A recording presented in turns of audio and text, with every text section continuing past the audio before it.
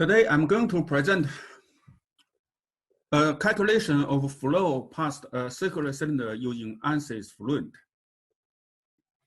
This is a very typical fluid structure interaction problem. You look at this slide, this is the definition of the problem. This cylinder could be different structure in reality. It could be power cable or chimney, or in subsea ocean, it could be subsea pipelines or bridge cables. And when you have wind comes or water flow comes, we need to understand the force on this cylinder. If this cylinder is very long, and also the incoming flow is uniform flow, then if we look at the center part of the cylinder, we can treat the flow as two-dimensional. So we can only simulate the flow on a two-dimensional plane.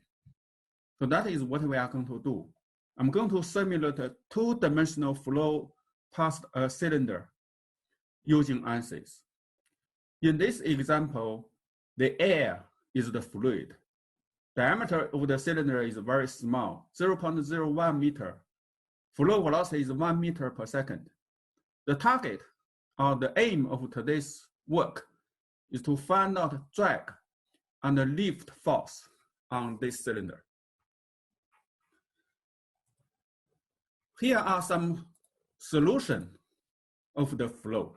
The top picture is velocity vector, and you'll see the flow is dynamic. Now, bottom picture is we call it streak lines. If you release smoke in air or release ink in water, then you visualize how this ink or smoke is flowing around the cylinder. So that is called streak lines. Both pictures coming from numerical simulation from CFD. If we can do today's work, we can generate these two animation videos. And because the flow is dynamic, okay, you see the flow is not steady flow.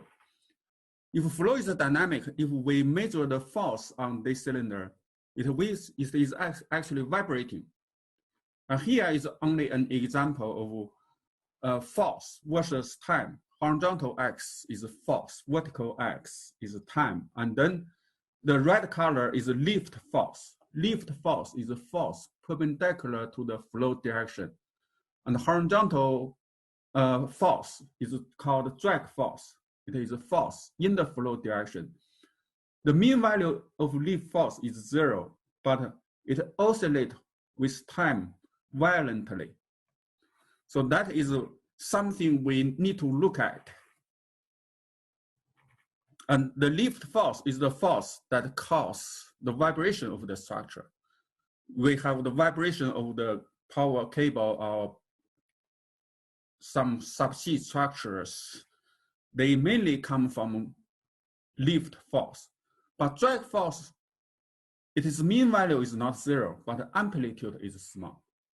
After today's lecture, we will be able to find out the force coefficient or force on the cylinder. When we analyze the force, what we are interested in is, one is amplitude. Okay? Amplitude is defined as the difference between its highest value and the mean position. And another is mean value, is you average the force over time. That force is a mean value. And we also look at the period, T, capital T. The period is the duration from one peak to another peak. So that is a period. And the inverse value of period is a frequency.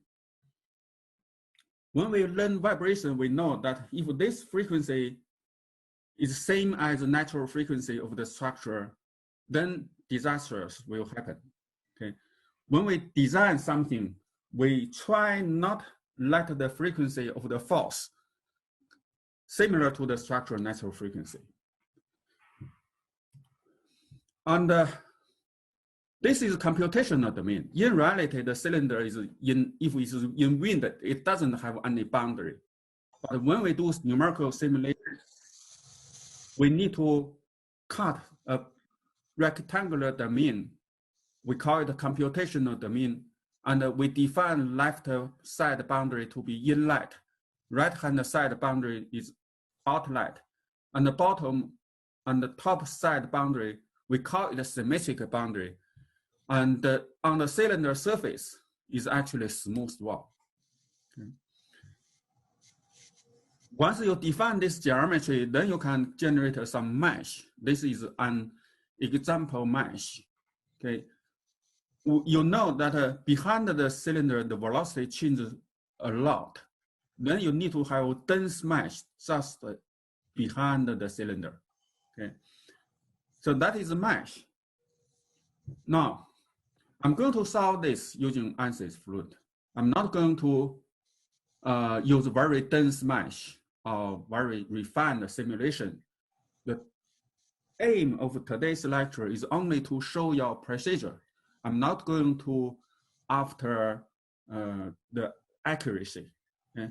I may use a very coarse mesh to do the simulation, just saving time.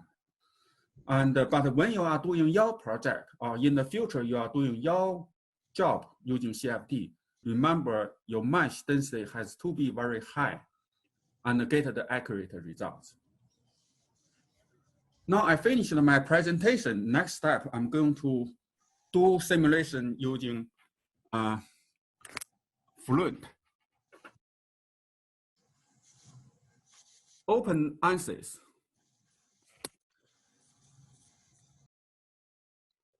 Find out ANSYS and open Workbench.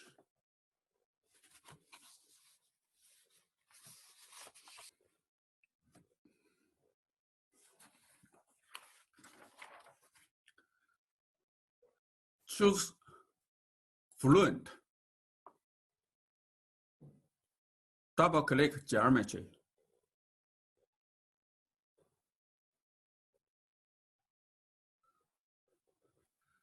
It is a two-dimensional problem.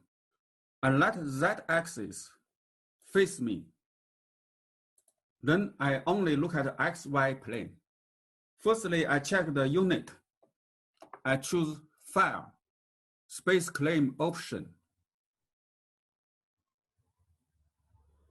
And I choose unit. And unit is in millimeter, that is fine. But I want to change the grid size to be 5 millimeter. Okay. Now I'm going to draw geometry.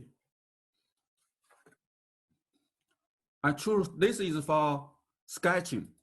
And then I choose this is for choosing the plane for doing the sketching. Then I choose XY plane. Then I draw the circular cylinder. Center is at the 0, 0. Diameter is 10 millimeter, okay, 0.01 meter. And now I draw the outside box, the whole computational fluid domain. Computational fluid domain is Y maximum is 50. And then this side X maximum is 200.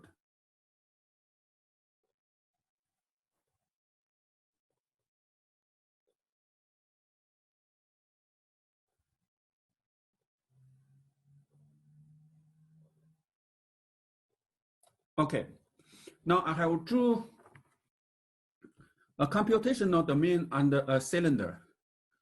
Now I'm going to draw another rectangular shape.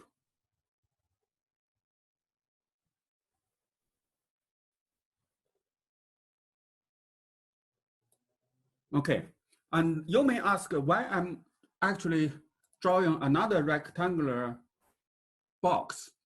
Because in the future, I'm going to use dense mesh in this small zone and use coarse mesh in this outside big zone. Okay, if you click the mode, then this computational domain will be generated automatically. I move it slightly, okay? But if you look at this computational domain, what I need to do is I need to remove the center part. We only look at water. So cylinder is not water, I need to delete it. Sorry, in this case is air. Anyway, it is not fluid, I need to delete it. And then I just choose it, right click my mouse button, delete. Okay, now you see you have two surfaces. One is inside, another is outside. I finish the geometry. Okay. Then I choose file. I save the project. I choose a folder name. I just choose this semester, our unit. I create a new folder. This is I call it a flow past the cylinder. And the project name I also is same. Save it.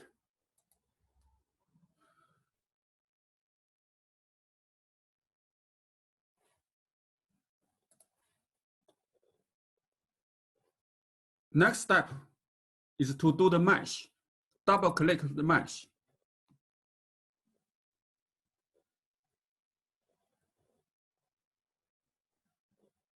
Now it's ready. If I click that, let the surface face me. And first thing, you can change this name of this geometry. I just gave it a, you may change or don't change, that doesn't matter. But I want to give it a new name, okay? And then if you click this geometry's name, you look at the bottom window, you see this material. At this moment is solid, okay, it's solid. You need to change it to fluid, okay. Next step, I need to define boundary. If this is a two-dimensional problem, the boundary is lines, okay, it's not surface. Then you, here is for choosing the edge. This, you click it, right click your mouse, choose create named selection. This is inlet. And then right boundary, click it, right click it using your mouse, create named selection. This is outlet. And the cylinder surface, create named selection. This is a cylinder surface. And the top boundary, I want to choose two boundaries. You press your control key of your keyboard, hold it, and choose the second one. And create named selection. I just call it set boundaries. Now you double click name selection, inlet, this is inlet, outlet, cylinder surface, and set boundaries. I have defined the boundary. Now I generate the mesh. If I don't do anything, I just click generate directly, you can see the mesh. But this mesh is really not good, okay, very coarse. You can't get any useful solution from that. We need to control the density. And first thing I want to do is I don't want to use this quadrilateral 4-node mesh. I want to use triangular mesh. How do you do triangular mesh?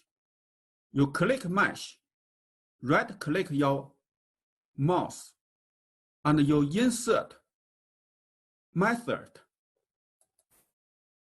And geometry, you just choose the whole geometry. You go here, you choose apply. Then you see this method part at this moment is quadrilateral dominant. You choose triangles. Now you generate. The mesh becomes triangular, but the density is not really good at this moment. I want to insert inflation on the cylinder surface to guarantee surface has better, very good resolution. You click mesh, insert, inflation, then geometry, you choose the whole domain, apply. You need to choose boundary.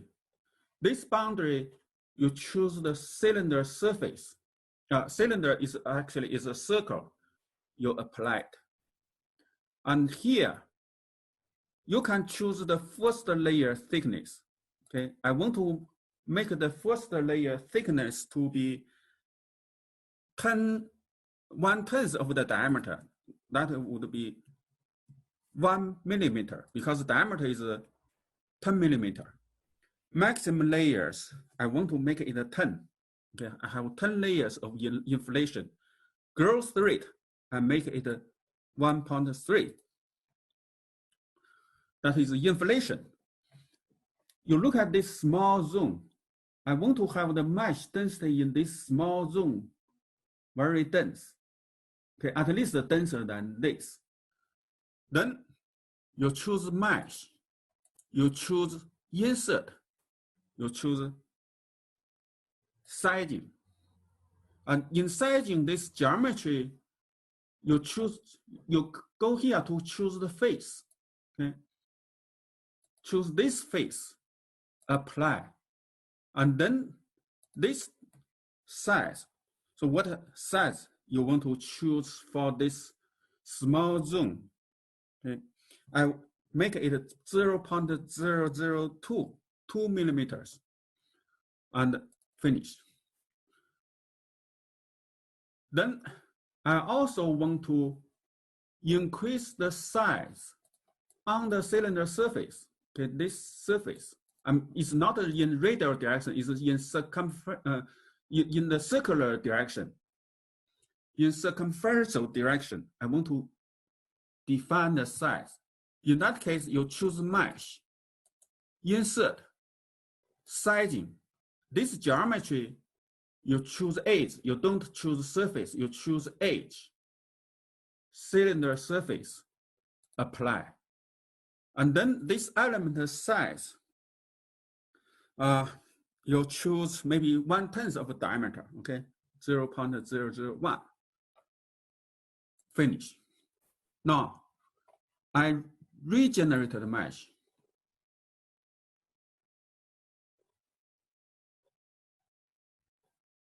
Okay. Now you see this regenerated mesh. Here is not really very good. I think the main reason is probably this inflation layer is too many. I don't use 10, I use 7. Okay, then I regenerate it.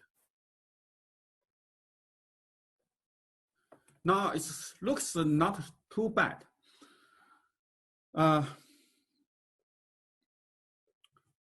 I just want to double check. First layer thickness is 1 millimeter. Okay, this is 7. If you are doing the simulation, probably you need to further increase the density in this area. But if I do that, it would cost me maybe a few hours to do the calculation. I'm not going to do that. I just want to demonstrate the process. I finish the meshing. Okay. Then I save the project. After I save the project, I go to the Workbench. This mesh, it doesn't have a correct, we call it this ticks, it's not ticked. What I do is I right click, update. Now you see it's finished. Then I go to setup, double click, setup.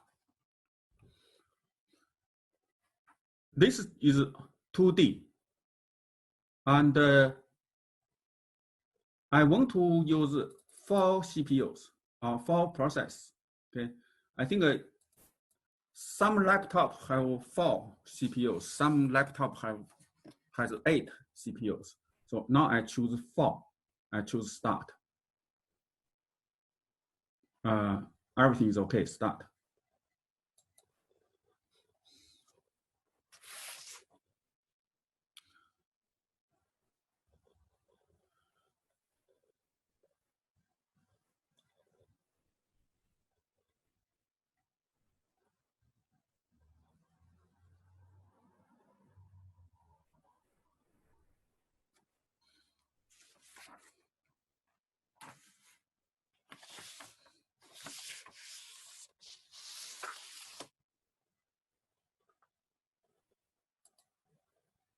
General. In this window, you have to choose transient because flow is not steady flow. Okay, and the rest of things you can remain default option. And in models, we don't simulate a temperature, so anything is off. This vicious, you need to choose a turbulence model because in this case, flow is turbulent. If you calculate a Reynolds number, is in turbulent flow regime. You can't choose inviscid. You can't choose laminar. You can choose any turbulent model within this. And I'm going to use K omega 2 equation model. Okay.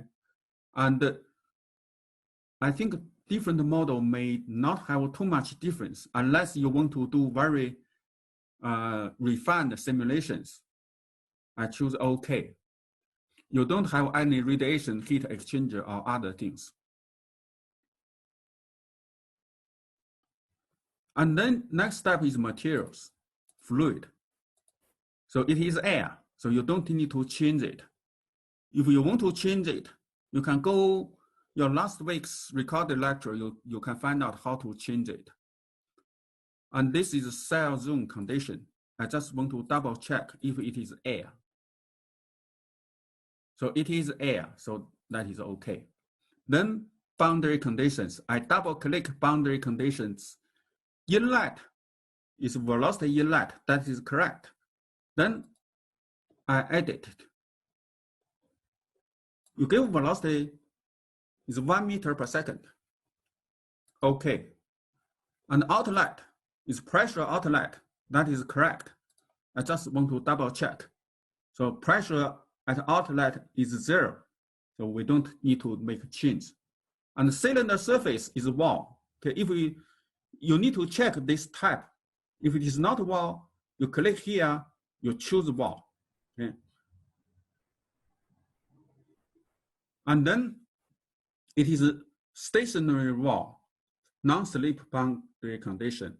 The wall is smooth, then roughness height is 0. Okay. And the side boundaries is not wall boundary. It is actually, you choose symmetric boundary because that is not a physical wall. And then you choose OK. I have set up the boundary condition.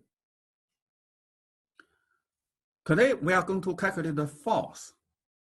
If we are going to calculate the force, you need to define the force. Let the program of, let the ANSYS to calculate the force.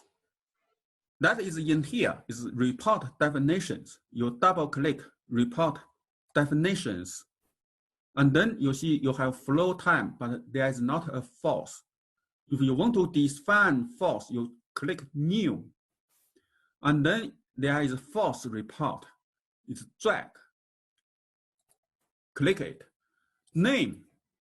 I don't want to use default name. I just give it a name which is meaningful. I just use drag. And it is drag force. And its force is in X direction. Okay. Then that is okay. Drag force. You need to choose cylinder surface. That means false is on cylinder surface. Okay. Now you see you have drag there. Then you create a new one, false report, lift. You give a name is lift. And it is in Y direction. You see Y is 1. And then it is lift false. It is on the cylinder surface. Then you choose OK. Now I have defined false. Then you want to write the false into some file. In future, you can load the file into Excel or some post-process software. Then you need to define report file definitions. This is to write some results in the file. And then you choose new. Name, this report name, I just call it drag, lift. And you see this side is something you want to report, something you want to write in the files. You don't only write time, you only want to write drag. Then you add drag in. You want to write lift, you add lift in. And the file name, okay? The file name, if you choose browse, you can choose a folder where you save the file, okay? And then you can choose file name.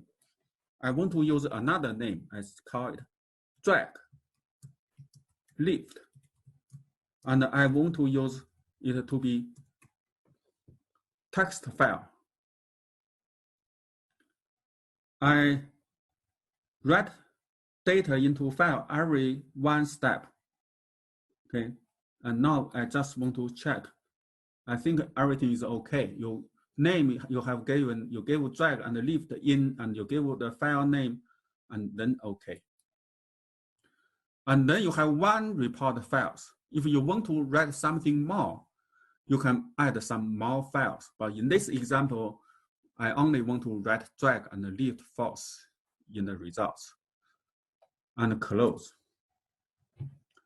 When we do simulation or calculation, I want to monitor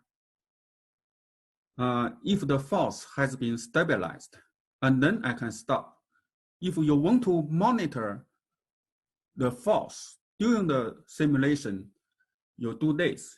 You create a report plot definitions. If I want to monitor drag false, you choose new.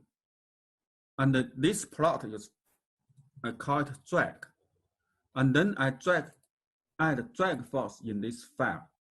And this plot title, I also call it drag. And by doing this,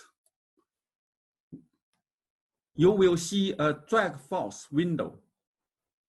When the program is doing calculation, x-axis is time, y-axis is drag. Okay, you have one plot. I can monitor lift false also. New.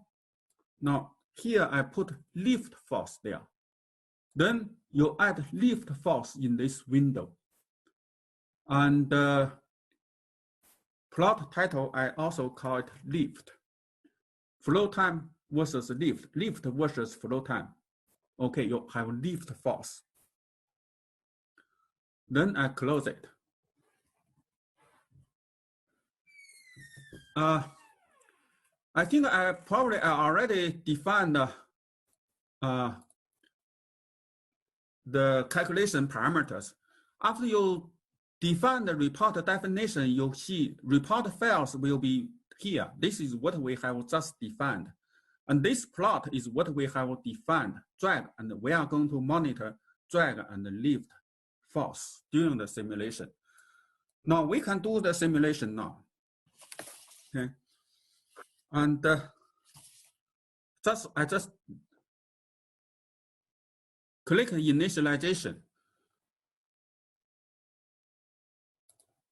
So you may just use default setup, initialize it. And click run calculations.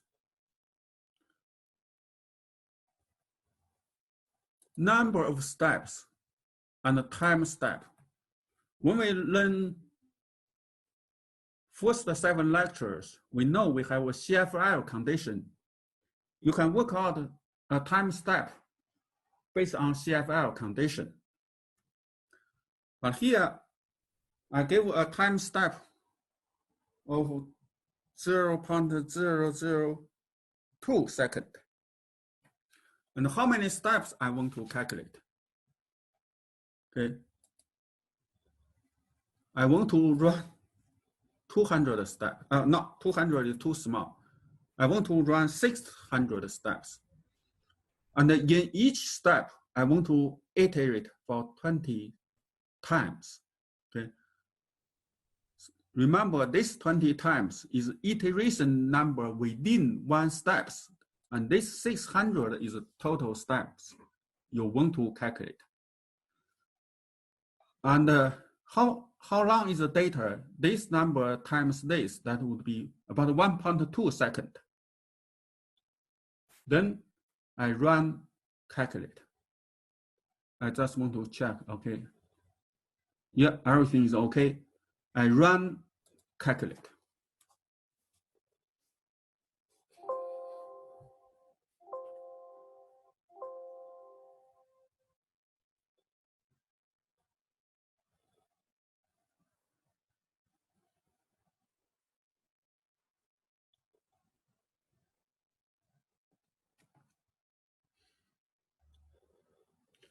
Now you see here, there are 3 windows for transient flow. This window is important. This window is what we defined. If you look at here, do you remember we defined the drag plot and the lift plot here? So because we defined it here, then you can see this drag and the lift. And if you look at the lift, something like this. And at this moment is only how many steps? Maybe less than 10 steps. At this moment, 10 steps has been completed, but we need to run 600 steps. It takes a lot of time. And what we can do now is just wait. Okay? But my suggestion is, now we are waiting, maybe we need to wait for 10 minutes or 20 minutes. During this 10 minutes, at this time is 2:37, and we will come back at about maybe 2:55. Now we finished. You see this drag coefficient, and this is the lift coefficient, okay? And some of you think maybe I just copy this picture into your report, then you can, if you are doing some work for your clients. But this picture's quality is not good. Especially at the beginning, we don't want to have this unstabilized results. Then, do you remember we saved the data somewhere? If you don't remember, you go to data file, quantities. Sorry, not here, okay, not here. You go to this report definitions, okay, and the report file definition. This one you choose edit. I just want to see where I save it. I choose browse. So this is the folder name, right? I copy this folder name. I go to that folder.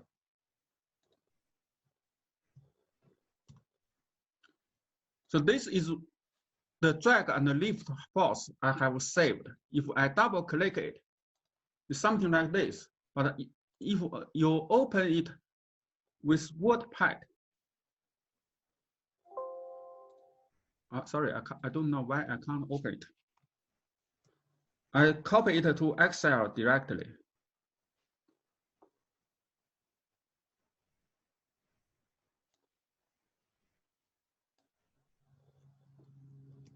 So you have 3 columns, 1, 2, 3, and then I split it.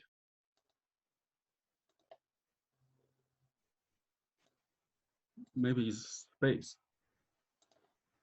Now, first column is just time step, and this is time. Okay, this is time, and this is drag force, and this is the lift force. And if you want to write a report, you can just simply draw the diagram. Okay. For example, I draw the XY curve. But here, what I want, I change the scale. This is, and maybe.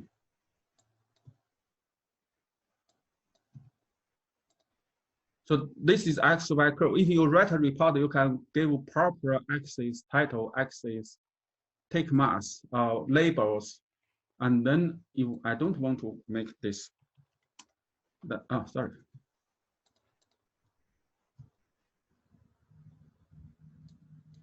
I want to make it start from 300. Now you see you have very periodic vibration, and this is 0.01 and 0.01. Okay, so then you can write it in your reports or project report. In the future, you are doing some industry project. You can show this to them. You really don't just show this to them. And if you show this at the beginning, it's not good, and the scale of axis is not good. That is for drag and leave force. And then if you want to look at the graphics, for example, I want to show vectors, and you click it, you displace it. So this is velocity vectors. Okay, you can see velocity behind the cylinder. And you can change the format. Usually I don't want to use 3-dimensional arrow. I just use 2-dimensional and displace it. This 2-dimensional, these vectors. Here is some tricks. If you choose vectors, vectors is okay. But if you choose contours, and if you choose pressure contour, you displace it. Okay, this is pressure contour. And when you do pressure contour, if you show interior flow cylinder, you don't see anything. Okay. For contour, if you do 2-dimensional simulation, if you want to show contours, here you don't choose anything, you choose nothing. Then you display, then you get proper contour. Okay, if you choose this, then you display. It's okay. Okay, but usually I don't choose anything. Then your display is proper. This is pressure contour, and you look at this contour. In front of the cylinder, you have high pressure. So if we want to explain this, you can explain this using your fluid mechanics knowledge. We learned the Bernoulli equation. Here you have high velocity, and here velocity is 0. Based on Bernoulli equation, velocity energy plus pressure energy, they are conserved. And here all velocity is, all the energy are in velocity, and the velocity energy convert to high pressure. And here you have big vortices. At the center of vortex, the pressure is always low. Okay, so you have low pressure at the back, high pressure in front. Then it creates a big drag force. If you look at the drag force, okay. And I promised you that I'm going to show you the method for doing the animation, right? Now I'm going to do that. If you want to do animation, depends on what you want to animate. If I want to animate this vector, what you do is you need to continue do simulation for some time. You choose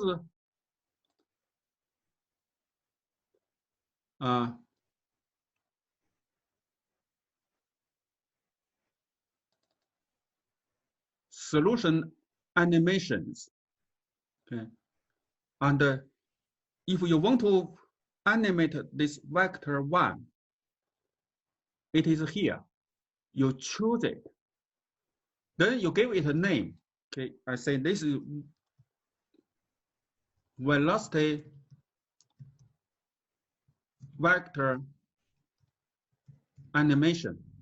and you may record every 2 steps. By doing that, ANSYS will save this picture after every 2 steps. And then after that, you can play. Then you choose OK. Okay. Now you see you have one animation, but this animation at this moment is empty because you didn't define it before you do calculation. You can continue to do calculation. For example, I want to run 50 steps. If you want to continue, then this animation is actually activated. Now I choose calculate. It will start from last step, okay, instead of from beginning.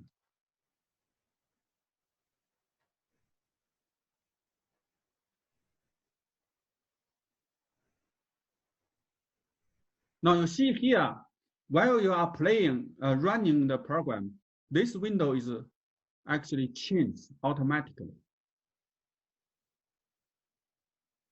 Every 2 steps, you have a new picture generated, saved in your computer.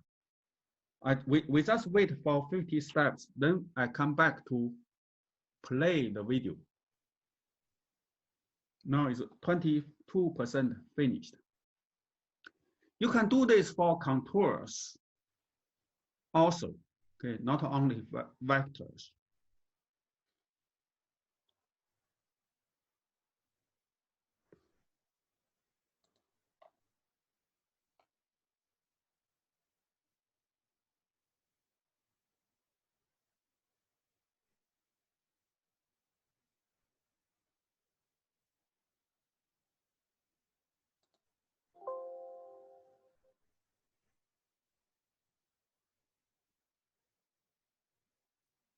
Now 50% finished.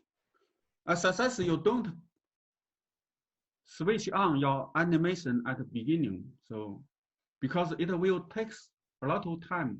If you do animation, the calculation becomes slow.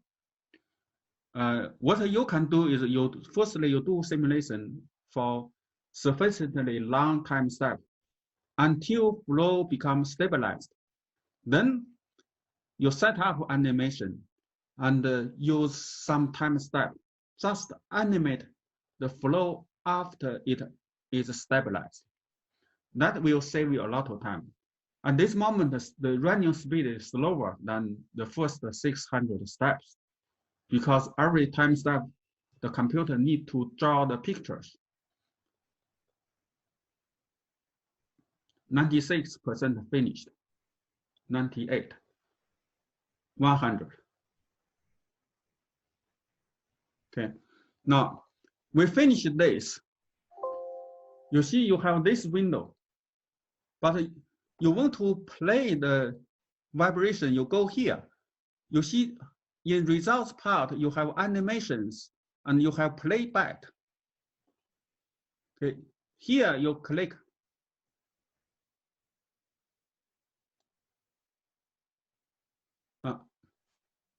Sorry, here, play button. Now you have this animation, right? And I close it. Okay, I want to see the zoomed in view around the surface.